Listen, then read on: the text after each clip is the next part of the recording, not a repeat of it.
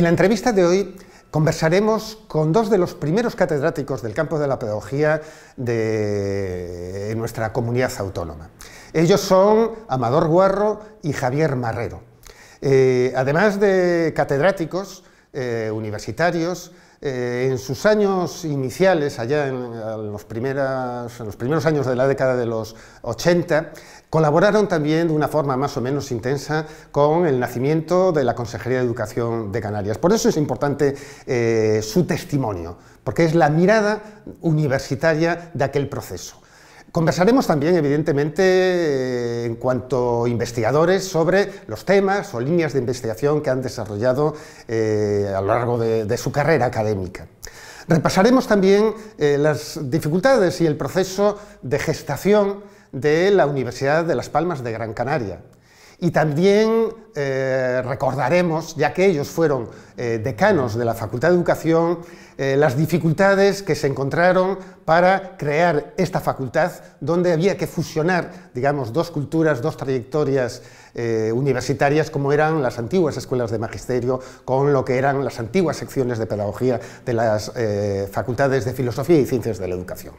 En definitiva, ustedes podrán, digamos, encontrarse en esta entrevista más o menos sintética que pueden ver a continuación, pues eso, reflexiones, memoria de lo que supuso impulsar la educación en Canarias desde el ámbito universitario y sobre todo en lo que representa la formación inicial de los futuros docentes. También tienen a su disposición, si lo desean, el poder consultar la entrevista completa, que es una entrevista mucho más amplia y donde pueden encontrar en profundidad todas estas ideas que se fueron conversando. Muchas gracias.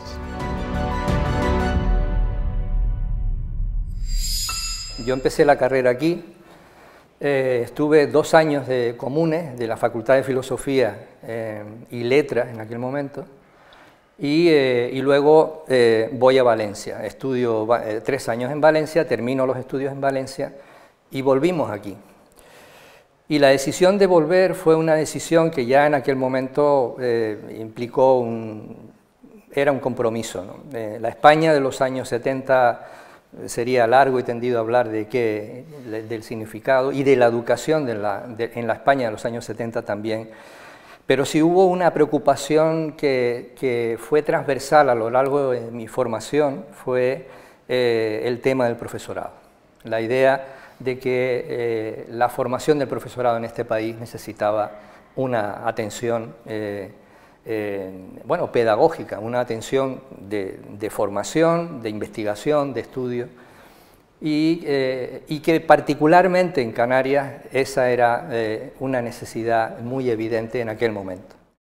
Yo soy un canario nacido en Valencia, estudié en Valencia casualmente, igual que Javier, y además casualmente yo conocí a Javier cuando llegué aquí, antes de conocerlo físicamente, ¿no? O sea, ustedes estudiaron en Valencia pedagogía. Sí, pero yo no lo conocí físicamente, sino porque yo hice mi tesina sobre el cómic, dirigida por José Luis Rodríguez Diegues, y Javier había hecho su tesina también sobre el cómic.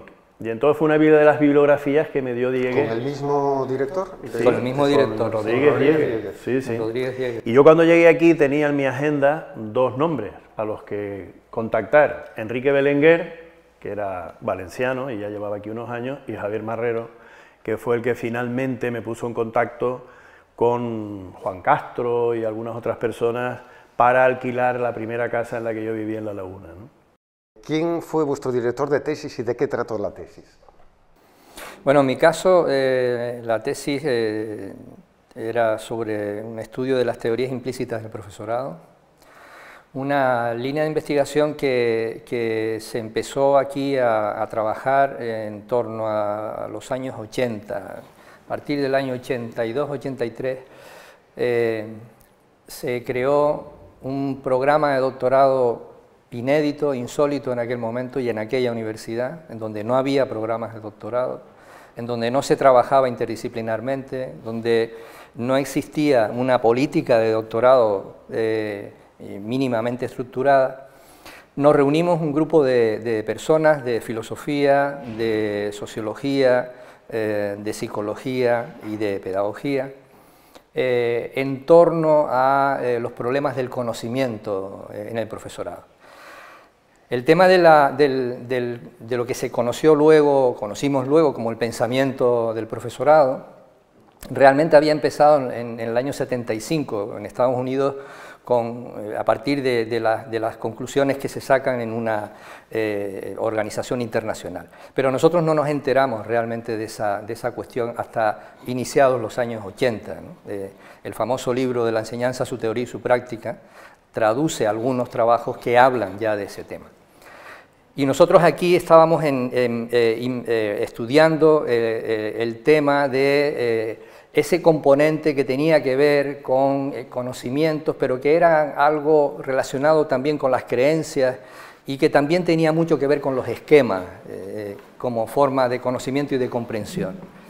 En ese escenario difuso, uno de los aspectos esenciales o uno de los campos específicos en donde se podía estudiar con mayor precisión el tema de la configuración de eso que constituía una herramienta de cognición importante, era precisamente el campo del profesorado.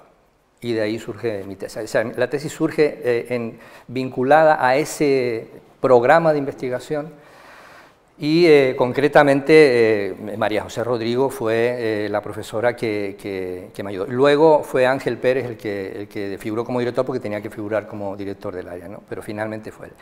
Lo que ocurre es que Juan Manuel Escudero, en ese proceso, porque Juan Manuel y José Luis trabajaban conjuntamente en Valencia, de hecho lo trajo a Valencia José Luis, me propone un artículo para leer sobre la teoría de la elaboración de la enseñanza.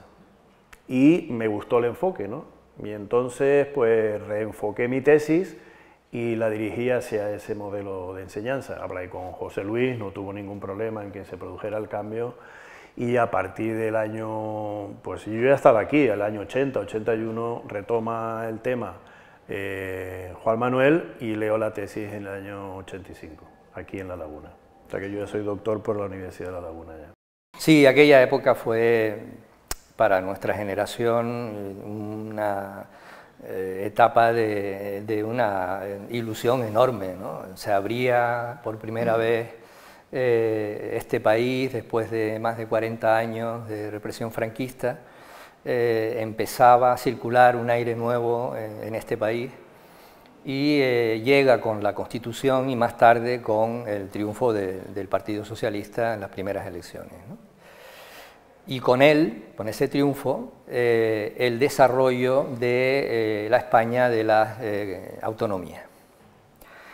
Una de las comunidades en donde primero se desarrolló las competencias en materia educativa fue en Canarias. Y la segunda imagen que tengo yo de esa etapa es el edificio de la antigua Inspección Educativa. En la calle 18 de Julio. En la calle 18 de Julio. De Santa Cruz de Tenerife. De Santa Cruz de Tenerife.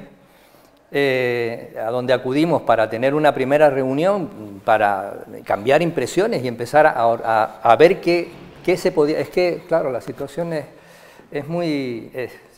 se dice hoy y no se cree, ¿no? Había que montar la educación, la Consejería de Educación y el sistema educativo canario, no había absolutamente nada. Nada, desde cero. Pero la visualización de ese nada era ese piso en la calle 18 de Julio. Cuando nosotros llegamos allí, no quedaba ni un folio. Es decir, la transmisión de la información de la etapa anterior a la nueva etapa era cero. No había ni un folio donde poder leer qué hacer, ¿no? Y así empezamos, así empezamos. Claro, ante esa situación nosotros no podíamos quedarnos fuera, o sea, era algo que tenía una exigencia moral, ideológica, pedagógica y educativa, y aquello nos atrapó, ¿no? Y a partir de ahí se inicia una colaboración pues, para intentar organizar en la medida de lo posible, que empieza en una primera etapa, en un primer momento, con la ordenación del sistema, intentando... que se ve priorizada en primera instancia como prioridad política en las construcciones escolares, había que sacar a los niños y las niñas de 5 años de los salones comerciales en donde estaban escolarizados en aquel momento. No existía centros para educación infantil y primaria. Había que empezar desde ahí, desde esa historia. Y luego todo lo demás, la ordenación del sistema y demás. Y nosotros tuvimos el privilegio, porque yo considero que ha sido un privilegio, de vivir los dos procesos, y de hecho yo considero que mi carrera académica ha estado enfocada, condicionada, modulada por esa colaboración con el sistema no universitario, ¿no? Sí, pero perdona, Amador, acuérdate que ese fue uno de los debates que tuvimos en su momento, porque había una parte de la academia que se debatía entre si nuestro papel era estar para la academia, o sea, para los estudios universitarios, o estaba en comprometerse con la práctica, que la práctica y lo que pasaba en la práctica era asunto de otra gente, ¿no? Y que el universitario se implicara en ese tema era algo que no se veía demasiado claro. Vamos a ver, nosotros cuando decidimos implicarnos en los procesos de la reforma educativa, una cosa que teníamos muy clara era que la participación del profesorado tendría que ser una piedra fundamental de ese proceso de reforma, ¿no? Y del profesorado más innovador, y lógicamente ese profesorado estaba en los movimientos de renovación pedagógica. Básicamente nosotros colaboramos en las escuelas de verano, como ha dicho Javier, con Tamonante, que agrupaba un montón de movimientos de renovación pedagógica, y entre ellos el movimiento Freinet, del cual yo incorporé un montón de gente al proyecto de renovación del ciclo medio. Con lo cual la colaboración fue muy estrecha, ¿no? Como no podía ser de otra manera. La verdad es que la Universidad de La Laguna no supo hacer bien las cosas con Las Palmas en ese sentido, ¿no? Pero más allá de eso, la lectura de esa ruptura todavía hoy sigue siendo un dilema para muchos universitarios. Y de hecho ha habido momentos en donde se ha entendido que esa ruptura no ha sido del todo beneficiosa para el desarrollo y el impulso de las universidades. Lo que pasa es que el motor de las universidades y la política general del país ha sido la de dar rienda suelta a la proliferación de universidades. Sí, pero yo, Javi, creo que el conflicto cada vez y con la distancia en el tiempo ha quedado más claro que era un conflicto político. O sea, que la universidad fue una excusa, una de tantas, para organizar... Por eso digo que no lo entendimos, porque esa batalla, claro, porque la prueba o el argumento que demuestra que eso es así es que cuando ya ha dejado de ser un tema de interés político, ya se ha dejado de atender a las universidades como necesitan ser atendidas. Yo recuerdo la imagen de la facultad, la primera imagen que me viene cuando pienso en la Facultad de Educación, era la sesión en el Paraninfo, el día que se aprobó el reglamento, el nuevo reglamento, para la constitución de la nueva facultad. Ya se había tomado la decisión de que se iba a crear la facultad, pero había que aprobar el reglamento que iba a regular pues las elecciones y la constitución de la facultad. Esa sesión se celebró en el Paraninfo. Un día que yo había participado en la redacción de ese reglamento, había estado participando en la redacción de ese reglamento. Y había hecho, en aquel momento se funcionaba con enmiendas, o sea, tú hacías una enmienda a la redacción y ofrecías una redacción alternativa, ¿no? Yo no sé cuántas enmiendas hice, la verdad es que no lo recuerdo, pero eran bastantes, ¿no? Hasta tal punto que en un momento determinado la sesión giraba en torno a la enmienda que yo había hecho, si la aceptaba o no, si se admitía o no.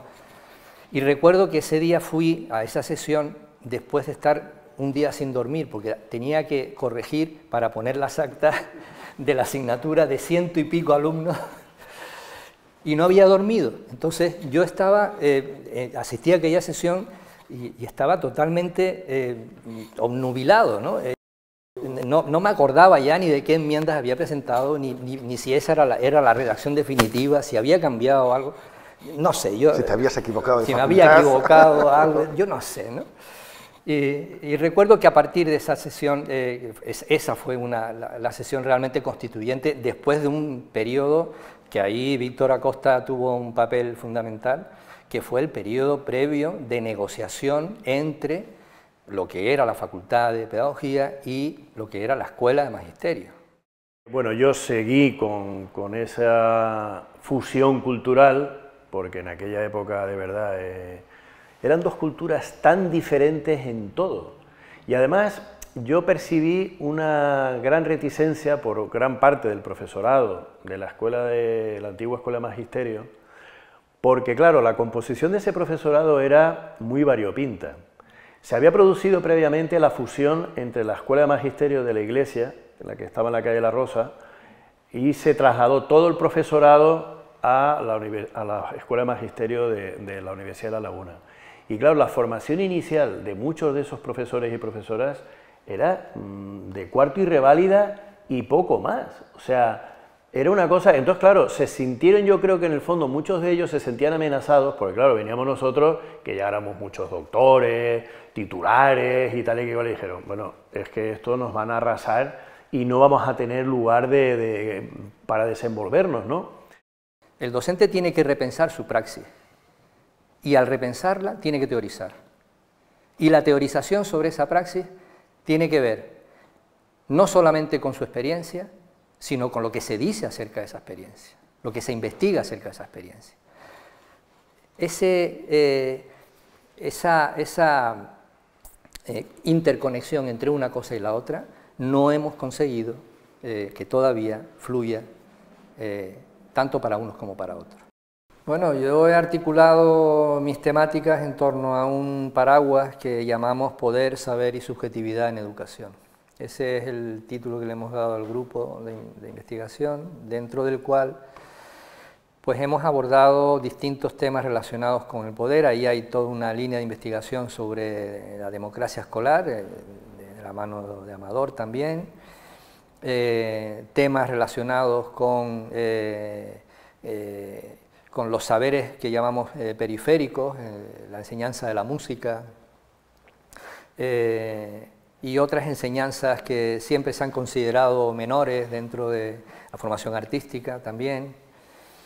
Y luego el tema del conocimiento docente, ¿no? Como otra pieza clave de la investigación, ¿no? Y que tiene que ver fundamentalmente en torno al campo del currículum, es decir, cómo se constituye ese campo, cuáles son los mecanismos que lo hacen funcionar y cuáles son los factores que explican la modulación, las transformaciones que se producen en torno a él.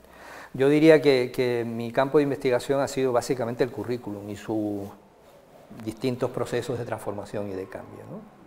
Bueno, yo me declaro incapaz de hacer una valoración del campo para ver cómo van las tendencias, porque además estoy convencido de que las tendencias no la marca la propia naturaleza de la investigación educativa, sino factores externos.